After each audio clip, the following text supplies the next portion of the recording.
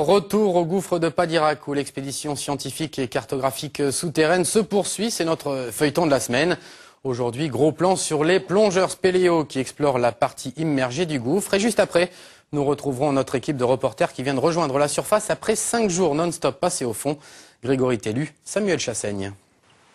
À 25 mètres sous la zone de progression, voici le réseau partiellement noyé de Padirac. Ici, c'est le terrain d'étude d'un maître en la matière. Bernard Gauche est plongeur spéléologue. À chaque expédition, avec l'aide de son équipe, il poursuit inlassablement son investigation du réseau souterrain. Régulièrement, il espère découvrir de nouveaux affluents. Ce qui fait l'originalité de Padirac, c'est que c'est un immense réseau, que donc il y a des possibilités d'affluents, il y a de nombreuses zones qui sont en plus très variées, quoi. Il y a des paysages spéléologiques extrêmement variés. Depuis le début des années 90, Bernard Gauche a déjà franchi 3 km de réseau noyé, dont 22 siphons. C'est lui qui a relié la rivière de Padirac à l'une de ses résurgences. C'était il y a 13 ans. Au bout du fil d'Ariane, élément indispensable du plongeur, d'autres découvertes sont encore possibles sur le réseau.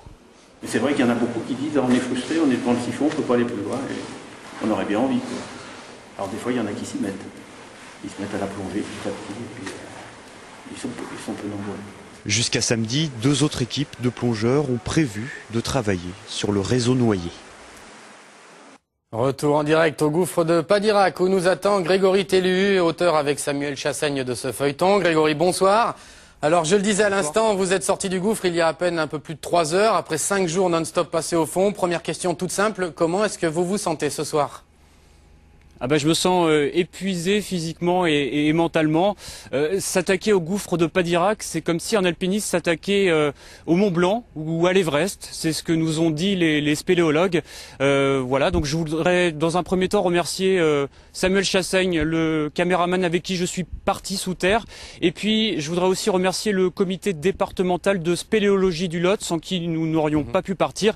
Et puis enfin, je voudrais remercier ces 37 spéléologues, des hommes et des femmes qui nous ont soutenus pendant toute l'aventure. Alors justement Samuel, excusez-moi Grégory, je vais vous appeler Samuel. Qu'est-ce qui a été le plus dur dans cette expérience et qu'est-ce qui a été également, j'imagine, le plus exaltant ?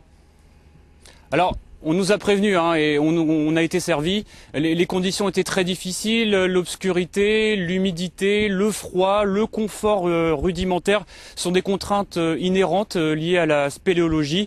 Et puis, ajouter à ça la marche, l'escalade, la navigation. Il nous a fallu une quinzaine d'heures pour rejoindre le bivouac situé à 5 km seulement du gouffre. Et puis ajouter aussi à cela les contraintes liées au tournage, les contraintes matériel. Nous avions emporté des caméras, une caméra, des batteries, de la lumière. Alors, le côté exaltant, ce sont ces paysages magnifiques, ces décors lunaires, ces coulées stalagmitiques de 17, 18, 19, 20 mètres.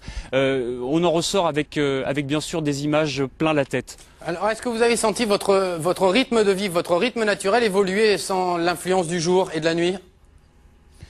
C'est vrai que c'était difficile, on perd un peu tous les repères spatio-temporels, on ne sait pas quelle heure il est si on n'a pas emporté de montre. La mienne s'est cassée le premier jour, j'avais plus l'heure, donc je vous laisse imaginer à quel point on peut être déphasé et surtout en remontant à la surface, de voir cette lumière du jour qui vous agresse a été, je vous l'avoue, un moment très pénible. Alors, vous étiez au fond pour suivre une expédition scientifique et cartographique. Est-ce que vous avez des informations déjà sur des choses qui auraient pu être découvertes au cours de cette expédition ? Alors, il n'y a pas eu de découverte à proprement parler. Il y a eu une désobstruction. Alors, c'est très important. Une désobstruction d'un bouchon d'argile qui a permis d'accéder à un réseau. Un réseau déjà exploré depuis 1975. Mais c'est une avancée très très intéressante. Et puis, il y avait tout ce travail de plongeurs. Des plongeurs qui ont pu faire la jonction entre différents cours d'eau. Ça, c'était très très intéressant. Et je vous signale qu'il reste encore 3 jours et je suis sûr qu'il y a de nombreuses découvertes qui vont être faites. Merci beaucoup Grégory pour tout votre travail au fond du trou que nous suivrons bien évidemment jusqu'à la fin de la semaine.